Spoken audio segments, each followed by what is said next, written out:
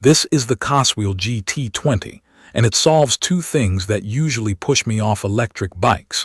It pulls hard when I twist the throttle, and it goes long enough that I do not stare at the battery gauge the whole ride. I bought this with my own money and put it together myself because I wanted a tough, low-maintenance electric bike that rides more like a small motorcycle. If you want something for daily trips, short commutes, weekend exploring, or just cruising without sweating, that is the category this sits in. It is for riders who want power and stability without needing to become a bicycle mechanic. The design looks bold, but what matters day to day is how it feels. The frame is chunky and confidence-inspiring. The fat tires are about 4 inches wide, and the stance is planted. The seat is on the firm side. For quick errands and rides around town, it is fine. But on longer rides I notice the padding is average, and I would probably upgrade it if I used it for long distances every single day. The riding posture is mostly upright with a slight lean forward. The wide handlebars give me good leverage at speed and when making quick turns. I sometimes wish the bars sat a bit higher for relaxed cruising, but that is more personal preference than a flaw. The headlight is not just for show. It is big and bright in a way that actually helps at night, and the turn signals and horn are built in and surprisingly loud and clear. The bike is heavy, around 86 pounds.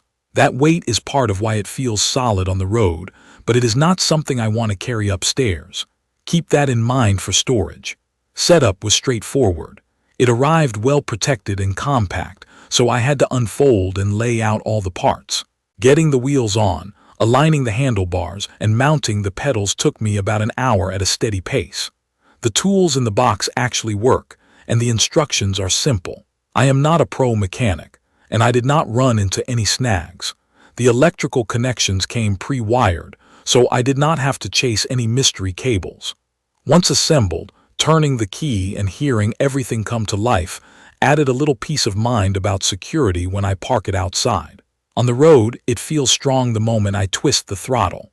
The motor is rated at about 1,500 watts, which translates to quick takeoffs and plenty of push on hills. There are 3 riding modes. I can ride it like a regular bike with no assist. I can use pedal assist, or I can go full electric and use only the throttle, which is what I do most of the time. The throttle action is smooth and predictable. It behaves more like a scooter or a small motorcycle than a typical electric bicycle with a thumb lever, which makes it more intuitive for me in traffic. The power delivery is not jerky. It rolls on cleanly, and it has enough torque that I do not have to plan every intersection. The battery is a highlight. Mine is the larger pack rated at about 25 ampere hours. The brand claims up to around 93 miles under gentle riding. I ride with assist turned up and I do lots of short trips, and the battery barely moves over several outings. I charged it for a few hours the first day, and since then I have been topping it off every few days. The removable design matters more than I expected. I can bring the battery inside to charge, and I do not need to park next to an outlet. For apartment life, that is clutch. Braking and control are where the bike earns trust. The hydraulic disc brakes front and rear have strong bite without feeling grabby. On wet pavement, I tested a few hard stops in a safe area, and it tracks straight with no drama. That matters if you ride among cars. The suspension is a real comfort booster. There are shocks in the front and in the rear, and combined with the fat tires, the ride is cushioned over potholes, speed bumps, and cracked pavement. I can feel the suspension working without bouncing. On gravel paths, the tires find grip and the frame does not rattle. In real use, it fits right into my routine. On a typical Saturday, I take it for a morning loop through the neighborhood and across a park path with a mix of pavement and compacted dirt. I keep it in full electric mode, and the bike glides over rough patches that would normally make me slow down. The wide bars help me stay steady when a dog or a jogger suddenly changes direction.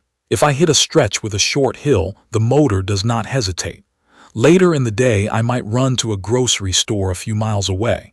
I lock the frame, take the key with me, and I do not think about it. When the sun sets, that huge headlight genuinely lights the path.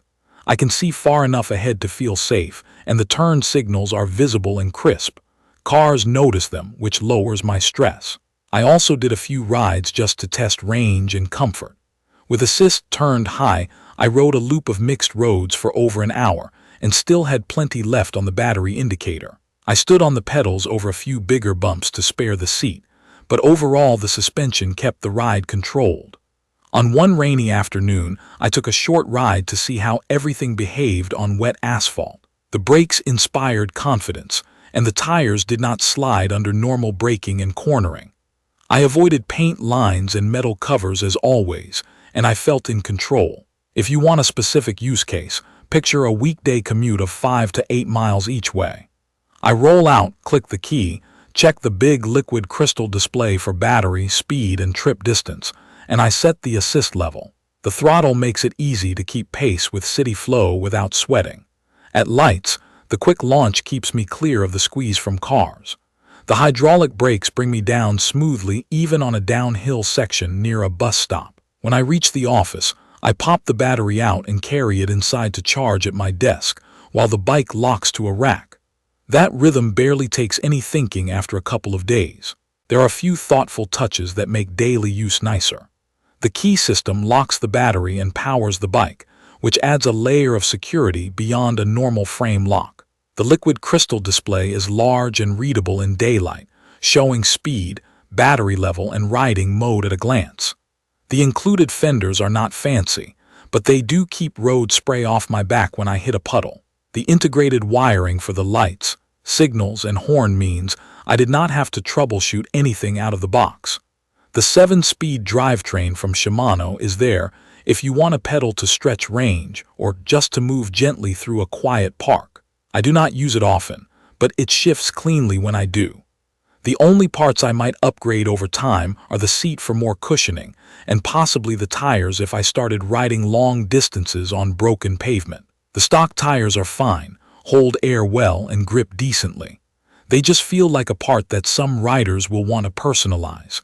There are trade-offs. The weight makes it feel planted, but it is not a bike I want to lift into a car trunk or carry up narrow stairs every day. The seat is serviceable but not plush. The handlebars could sit a little higher for my taste.